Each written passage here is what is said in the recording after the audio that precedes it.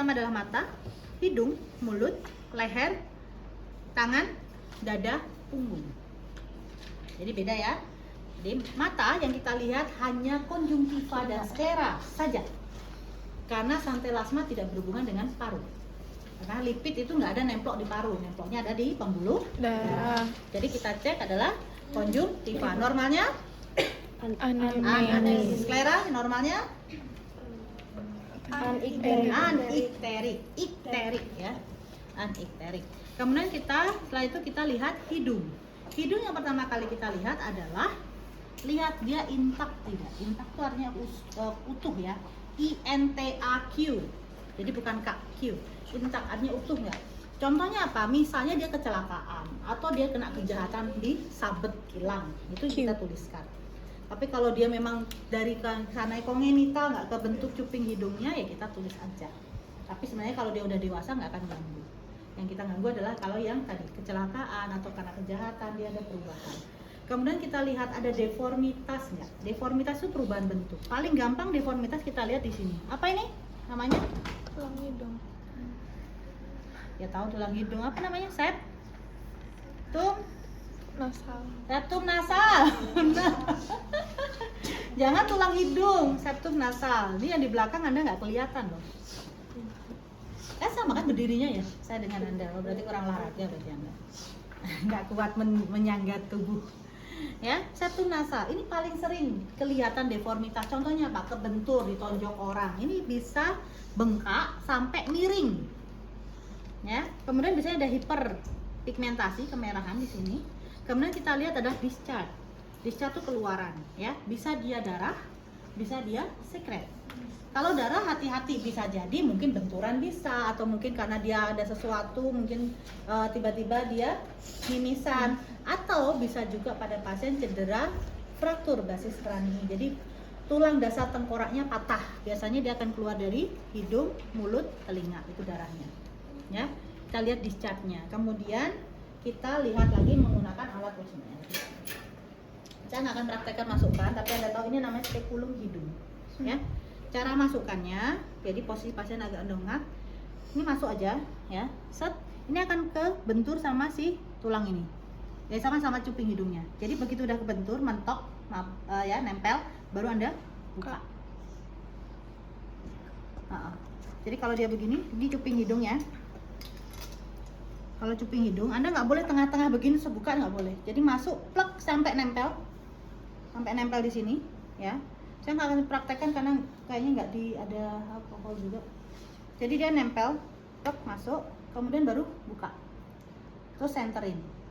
Nanti nutupnya sama dulu, nutup dulu. Pastikan dia benar-benar nutup, baru tarik. Kalau nggak nanti akan kecabut dulu hidungnya.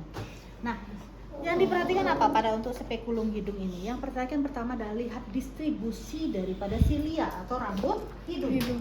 Jadi apakah dia merata atau tidak? Hati-hati pada pasien yang mengalami dia merupakan korban kebakaran, ya. Contoh dia menghirup udara yang panas, itu bisa jadi kebakar. Di sini akan kelihatan hilang dia. Itu bahaya. Kenapa? Anda tahu fungsi daripada silia hidung atau rambut hidung? Untuk nyaring ya. Jadi kalau dia hilang, di situ maka proteksinya hilang dia.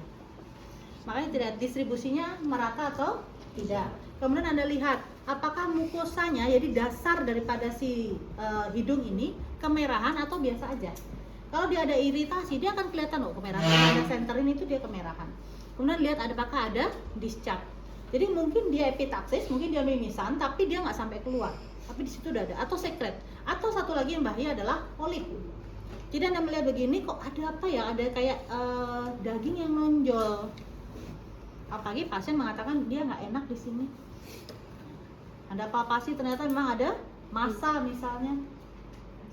Itu hati-hati, polip. Jadi kita infeksi apakah ada distribusi rambut hidungnya merata atau tidak, mukosa hidungnya ada kemerahan atau tidak, lihat discharge-nya, bisa darah, bisa sekret, kemudian kita lihat ada polip atau tidak. Baru kita kemudian palpasi. Palpasi yang pertama kita cek dulu pasase udara, ya. Pasase udara itu adalah aliran udara. Anda bisa pakai tisu yang diletakkan di depan hidung pasien atau Anda bisa juga pakai tangan, ya. Gunakan jempol dengan telunjuk. Oke, tarik nafas, hembuskan. Oke, satu, tarik nafas, hembuskan. Nah, jadi Anda rasakan hembusannya sama enggak? Paling gampang ya dengan tisu. Kalau tisu kan dia akan gerak, ya.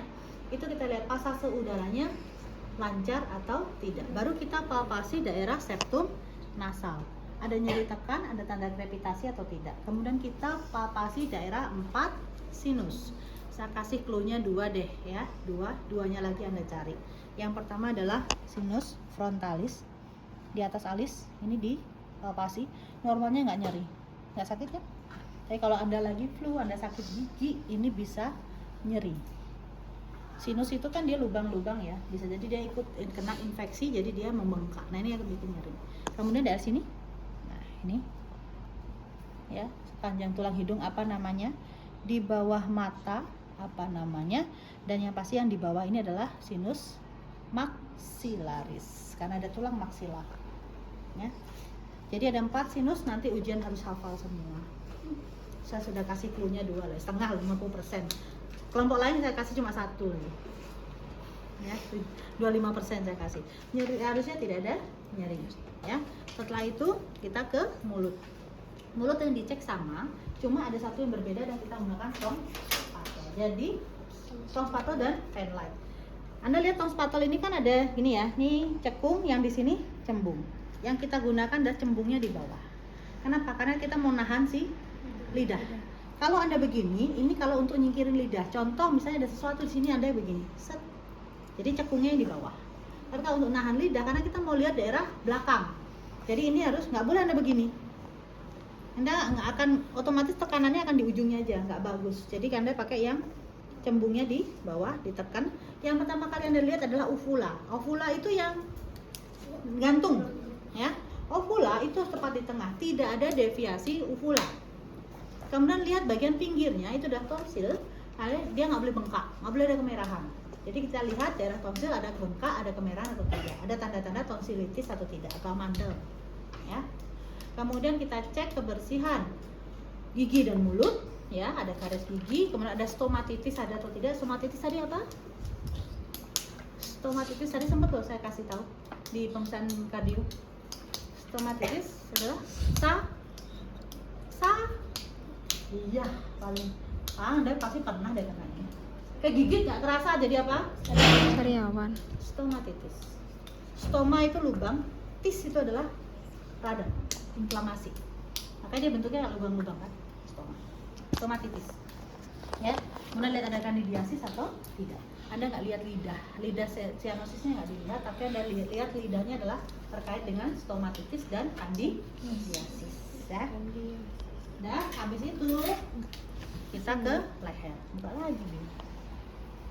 Nah, di leher yang dicek itu ada 1, 2, 3, 4. Ya. Yang pertama sama vena jugularis. Lihat ke sana. Kita cek ada vena jugularis atau ada bendungan vena jugularis atau tidak. Kalau ada bendungan vena jugularis kita ukur dengan angle of Lewis. Normalnya kurang lebih dari 4 cm H2O. Setelah itu kita langsung cek daerah palpasi sini. Jadi kita nggak lakukan reflux hepatojugular. Langsung di bawah telinga, di belakang telinga, kiri kanan ya. Ini ke sini, bawah dagu. Ini harusnya dia lunak kayak gini. Nggak ada yang keras. At least dia berarti tidak ada pembengkakan kelenjar limfe. Kalau Anda sedang sakit gigi, sedang radang tenggorokan, atau mungkin ada juga gangguan paru, misalnya pada TB paru, ini biasanya kan gede dia, kan keraba dia bengkak, ya. Nah, dan biasanya sakit. Kemudian kita palpasi dari sini, ya. Ini adalah trakea. Ini perhatikan dia harus lurus, tidak ada deviasi trakea. Ya, deviasi trakea paling gampang kita temukan pada pasien yang dia dicekik. Bisa dicekik, bisa gantung diri, apapun yang dia diikat di sini, pasti trakeanya akan belok ya, bisa sampai patah. Ya, itu membuat jadi gangguan dia nggak bisa nafas. Ya, tuh, dia biasanya kita cek ada deviasi trakea atau tidak. Kemudian terakhir letakkan tangan kita di sebelah trakea, ya. Kemudian coba telan ludah. Pada saat dia nelen ludah, itu memang kayak ada benjolan, dia nggak jalan. Jadi kalau nanti kalau Anda ngerasa kayak ada kelereng yang jalan, gitu, kemudian pasien mengatakan terus nyeri, kemungkinan dia pembesaran kelenjar Getah tiroid. tiroid. Ya, bisa jadi tiroiditis, bisa apa aja ya. Jadi itu yang dilihat. Kemudian kita cek di tangan. Di tangan yang pertama coba gini dulu. Dilebarkan jarinya. Perhatikan ada tremor atau tidak. Ya, ini nggak ada tremor. Oke. Kalau ada tremor, biasanya itu pada pasien dengan gangguan hipertiroid. Dia akan gini banget. Kita bisa tremor dengan fisiologis ya, dengan normal. Misalnya kalau kita melakukan sesuatu yang detail atau yang kecil. Contoh kalau saya biasanya saya dulu bedah katak kodok itu kan kecil ya. Pembuluh darahnya kan juga kecil. Jadi pada saat megang bisturi itu pas deket itu otomatis dia kan gini. Terus ditarik dulu, terus tenangin dulu. Itu biasanya karena psikologis juga bisa. Anda misalnya mau masukkan benang ke itu, kadang kalau konsen banget kadang itu tremor. Tapi kalau pada pasien dengan hipertiroid ada gini kan aja dia langsung, ini tuh nggak bisa dicegah terus ya.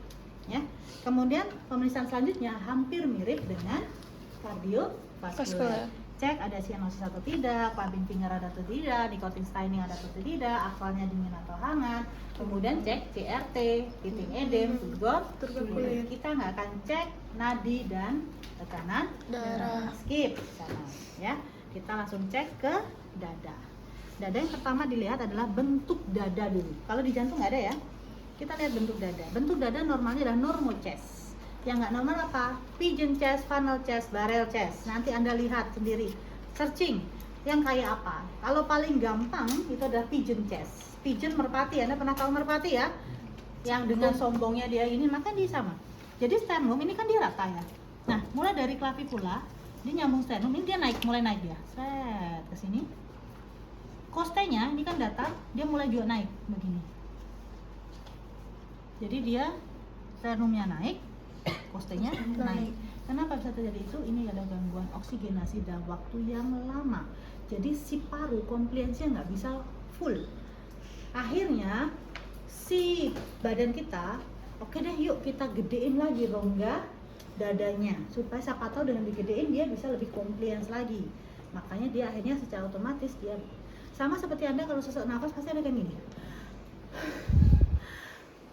Nah ini naik kan? Ini retraksi interkostalis. Kita menggunakan otot musculus interkostalis internal. Seharusnya pakai eksternal aja. Internal itu bantuan. Kemudian belum lagi musculus sternocleidomastoideus. Nah ini otomatis lama-lama si sternum akan ketarik dia. Coste ketarik, makanya dia akan jadi naik pigeon chest. Ya. Karena sesek terus-terusan. Ya. Kemudian setelah dilihat bentuk dada, kita cek ada tidaknya pernapasan paradoksimal. Apa kemarin apa tadi pernapasan paradoksimal? Pergerakannya tidak simetri, tidak sama ya. Yang satu naik, satunya pasti turun. Itu karena apa? Ayo, karena apa? Fraktur, multiple fraktur, os itu tulang, os apa? Costa atau coste, ya. Jadi multiple fraktur os coste, maka akan terjadi paradoximal respiration. Kemudian kita cek lagi ada jejas nggak. Nah kalau yang tadi kardio kita fokus ke kiri kan, sekarang kanan kiri semuanya bahaya, termasuk juga daerah epigastrik. Contoh misalnya pasien datang ditusuk ditusuk daerah sini, ini bahaya juga. Kenapa? Di daerah epigastrik, jadi ini sternum, ya kan? Ujungnya sternum nih. Ini dia ada proses sipoideus, bawahnya ini ada diafragma. Nah, kalau dia ditusuk di sini otomatis akan terjadi gangguan pada diafragma. Pada diafragma kalau kita nafas dia juga akan turun. Dia melengkung ke bawah supaya pasien lebih longgar lagi nih rongga toraknya. Nah, kalau itu kena luka, pasti akan berefek pada pernapasan. Jadi kita lihat ada jejas enggak, ada luka tidak. Termasuk juga luka terbuka. Hati-hati luka terbuka daerah lapang paru. Ya, curiga nanti akan jadi pneumotorak atau tension pneumotorak. Ya, jadi si parunya kolaps, dia nggak bisa ngapa-ngapain. Ya, setelah itu diinspeksi, kita palpasi. Palpasi yang pertama kita make sure juga bener nggak sih dia pergerakannya simetris, gitu kan?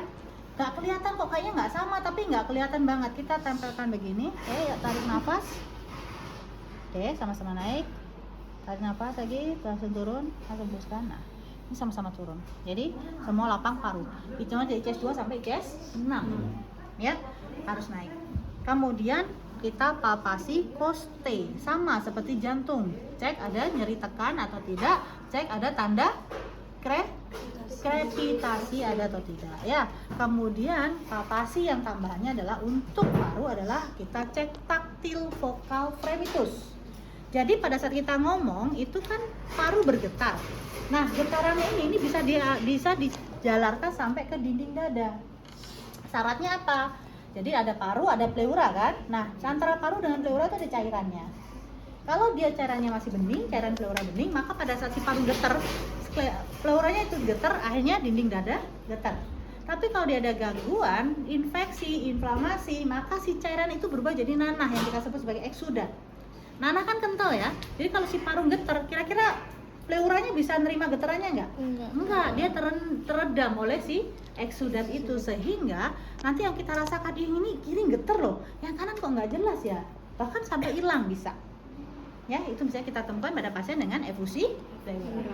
Caranya adalah tempelkan tangan kita, dua tangan di dua lapang paru dan minta pasien untuk mengatakan kata sesuatu yang prinsipnya adalah lebih dari 2 suku kata dan ada suara yang berdesis atau bergetar. Ya, 7, 9 boleh. Atau misalnya Anda mau apa? Ya. Apa yang ada R-nya itu kan dia ada getarannya, tapi agak panjang. Ya. Oke, sekarang coba bilang 9. Lagi 9. Ini akan kerasa. Jadi kiri kanan getarannya sama. Kalau Anda ragu, benar nggak sih sama? Untuk pemeriksaan paru paling mudah adalah dari belakang, karena paru letaknya dari posterior. Nanti kita bisa validasi ke punggung. Jadi normalnya taktil vokal fremitus adalah getarannya sama kiri dan kanan. Kemudian setelah taktil vokal fremitus palpasi selesai, kita perkusi. Perkusi dan auskultasi sama. Jadi dia ICS 2, 4, 6. Kalau yang di dada arahnya harus zigzag. Jadi kita bandingkan. Ya. Di sini ada 4, 3, 2. Masih sonor ya. Gema, ya kan? Yang paling beda biasanya di sini. Ini lebih danes dia. Ya kan? Kemudian di sini 6 sudah mulai agak sonor lagi, dan yang terakhir adalah di epigastrik. Ini ada nadanya. Anda perhatikan. Mana yang sini ya?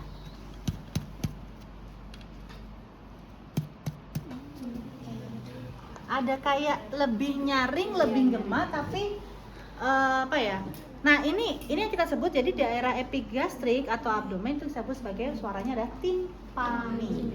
Jadi sonor itu dihasilkan oleh rongga yang isinya udara. Dullness itu dihasilkan oleh rongga yang isinya benda padat. Sedangkan timpani itu dihasilkan oleh rongga yang berisi udara dan air atau cairan. Makanya dia lebih ada nyaring, lebih clear suaranya ya. Bahkan dia bisa berubah. Ada nadanya. Contoh Anda masuk angin jadi lebih pum pum pum. Ya kan? Itu beda. Isinya asitek dia lebih beda. Ya. Oke, tadi yang saya kelupaan adalah terkait dengan nama edem. Edem itu kan bengkak ya. Edem kalau di daerah tertentu dari pergelangan tangan, pergelangan kaki kita sebut edem aja. Tapi kalau dia di perut kita sebut apa? Edema yang ada di abdomen? Asites. Kalau edemanya seluruh badan, edema anasarka. Ya, itu biasanya pada pasien dengan kardio biasanya, kardiovaskuler ya. Auskultasi juga sama. Jadi kalau auskultasi usahakan dia digosok dulu ya, biar agak anget. Jadi sama. Anda mau dari kanan dulu, kiri, kanan, kiri boleh. Kiri kanan boleh. Yang pasti adalah 2, 4, 6 arahnya harus zigzag. Suara nafas normalnya adalah vesikuler. Vesikuler itu artinya apa? Dia jernih, bersih dengan perbandingan inspirasi banding ekspirasi 1:2. Kalau stetoskop Anda letakkan di sini, di atasnya klavikula, ini adalah percabangan bronkus. Maka suara normalnya adalah bronko-vesikuler. Sama dengan vesikuler, jadi dia bersih, jernih, tetapi perbandingan inspirasi banding ekspirasi adalah 1:1. Itu bronkovesikuler. Tapi kalau di vaskuler, di vesikuler pasti dia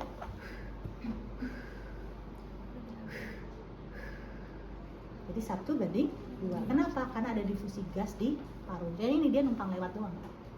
Makanya perbedaannya itu. Vesikuler 1:2, bronkofesikuler 1:1. Tapi normalnya harus jernih semua, bersih semua. Kalau Anda ingin tahu wheezing paling gampang adalah di sini. Kalau Anda cari di wheezing di sini, kadang ada kadang enggak. Karena wheezing itu adalah penyempitan saluran napas bagian atas. Jadi paling gampang ada jarak bronkus. Itu kan beneran gini gitu nih kelihatan. Tapi kalau Anda cari ronki, ya ronki itu biasanya kalau pasien dengan pneumonia itu carinya ada di sini, lapang paru. Di bronkus nggak seberapa. Bronkus justru kadang-kadang kita kedengeran kayak ada garding, klek klek klek klek kayak orang kumur itu lah. Ya, tapi kalau di sini ronki biasanya memang di situ dia si secretnya, ya. Auskultasi selesai, kita ke punggung. Ya, bangun, lepasnya bajunya ngadep ke sana. Nih, tulang vertebra atau tulang belakang. Pastikan dia harus lurus, tidak ada tonjolan.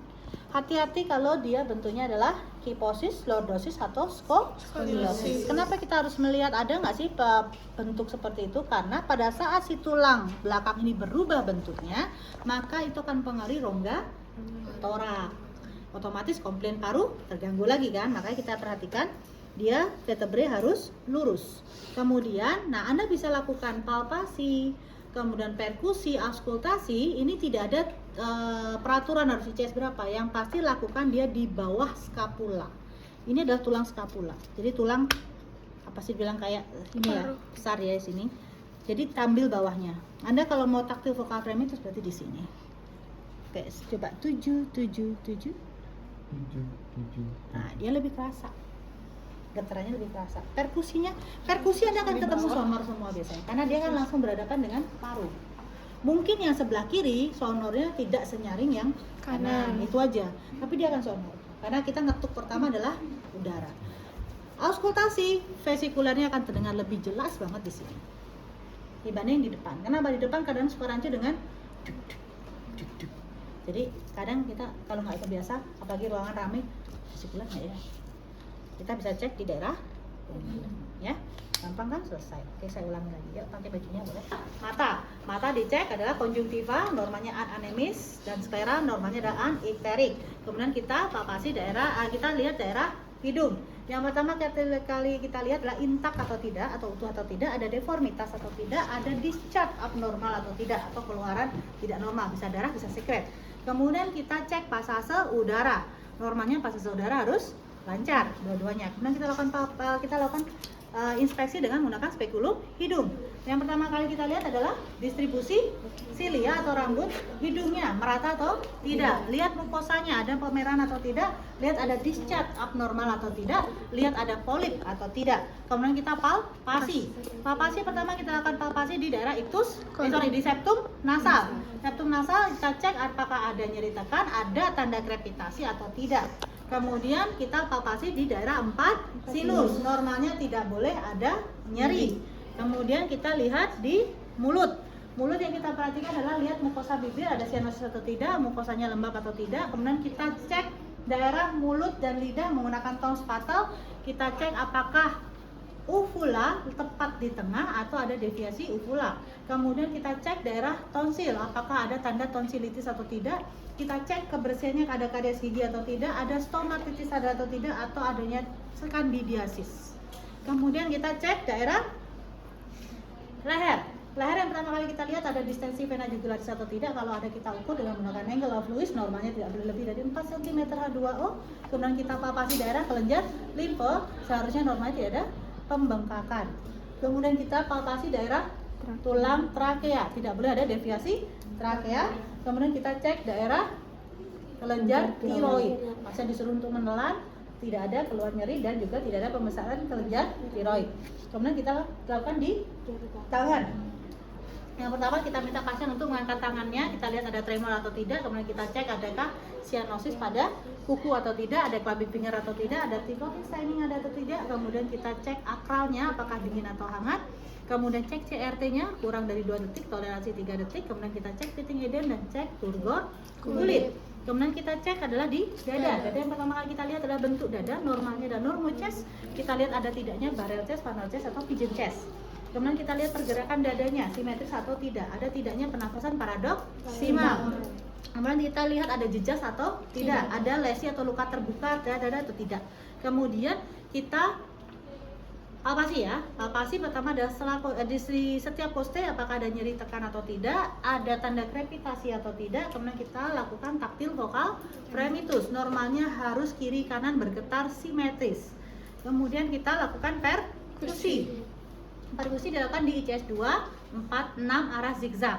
Normalnya adalah sinistra, danus, dextra, sonor, daerah epigastrik, timpani. Kemudian kita lakukan auskultasi. Auskultasi lapang paru ada di ICS 2, 4, 6 arah zigzag juga. Suara normalnya adalah vesikuler, bersih dengan perbandingan 1:2, inspirasi banding ekspirasi. Kemudian juga bisa kita lakukan atau pengecekan daerah percabangan bronkus dengan suara normalnya adalah bronkofesikuler. Suaranya bersih dengan perbandingan inspirasi banding ekspirasi adalah 1:1 ya. Kemudian kita lakukan di punggung. Di punggung yang kita lihat adalah bentuk dari tulang belakang. Tulang belakang harus lurus, tidak ada kiposis, lordosis ataupun skoliosis. Kemudian tidak ada jejas. Kemudian kita palpasi adalah taktil vokal fremitus. Biasanya dia harus simetris, kiri dan kanan bergetar sama. Kemudian kita lakukan perkusi, ke arahnya adalah dextra sinistra, suaranya adalah sonor dan auskultasi akan terdengar lebih vesikuler. Semua pemeriksaan dilakukan di area bawah skapula. Gampang ya? Selesai.